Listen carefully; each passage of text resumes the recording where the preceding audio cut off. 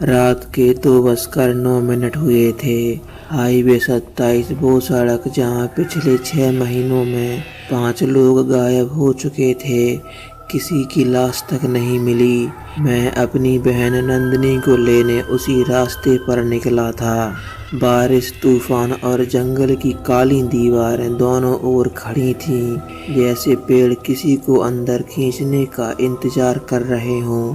5 kilometre बाद सड़क पर एक टूटी हुई बाइक दिखी। लाइट जल रही थी पर कोई नहीं था और मिट्टी में पैरों के निशान जंगल की ओर जाते दिख रहे थे। मैंने टॉर्च उठाई, तभी पीछे से आवाज आई, जैसे टहनियों पर धीरे धीरे कोई चल रहा हो। मैंने एकदम से पीछे देखा पर वहाँ कोई नहीं था, लेकिन बीच सड़क पर एक मोबाइल पड़ा था। स्क्रीन टूटी थी और स्क्रीन पर नंदिनी का फोटो था। मेरा दिमाग सुन्न हो गया। मैंने जंगल की ओर कदम रखा। हर पेड़ की छाया ऐसे फैल रही थी जैसे हाथ पकड़कर पकड़ ही ले। अचानक टॉर्च की रोशनी किसी पर पड़ी। एक आदमी, आधा शरीर कीचड़ से ढका, आंखों में जान नहीं थी, बस एक ठंडी हंसी थी उसके होठों पर।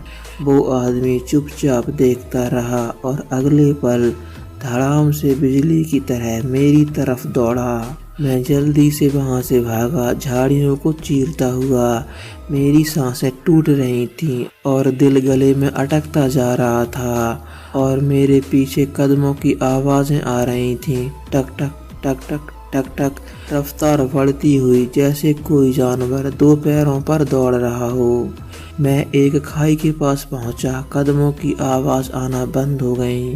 मैंने सांस रोकी और सोचा शायद अब उस चीज से पीछा छूट गया, पर तभी ऊपर से एक धीमी सी आवाज गरजी, तेरी बहन भी यही सोची थी।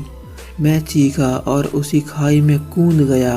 सब कुछ शांत और फिर घनघोर अंधेरा। मेरी आंखों पर अंधेरा छा गया और जब अंधेरा कम हुआ मेरी आंख खुली तो मैं एक झोपड़ी में था। टेबल पर 5 मिसिंग लोगों के 5 अलग अलग मोबाइल पड़े थे।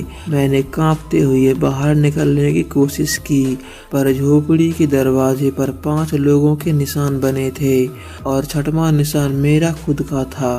फिर मैंने उसी कोने में टॉर्च घुमाई जहां से आवाज आ रही थी। वहां एक लड़की बैठी थी, चेहरा उतरा हुआ और बाल खुले हुए। वह धीरे से बोली, भैया। मेरी तो दुनिया रुक गई। मैंने बोला, नंदिनी। वह लड़की उठी और चल पड़ी। उसके कदमों की आवाज वही थी जो मेरा पीछा कर रही थी, टक टक टक टक टक टक। उस लड़की ने मुस्कुराकर कहा, इतनी जल्दी क्यों भाग गए? मैं तो तुम्हें घर छोड़ने आई थी। अगले ही पल उसकी आवाज गूंज उठी और जंगल में बाकी 5 आवाजें भी हंसने लगीं और 5 साए ने मुझे घेर लिया। उनकी आवाजें सुनकर मेरे कान से खून निकलने लगा और मैं वहीं बेहोश हो गया। और जब अगली सुबह मेरी नींद खुली तो मुझे कुछ लोग घेरे हुए थे। वो लोग मुझे घर तक ले आए और उन लोगों ने बताया उस मोड़ पर एक साया रहता है, जिस पर भी उसकी नज़र पड़ जाती है वह वहीं से गायब हो जाता है।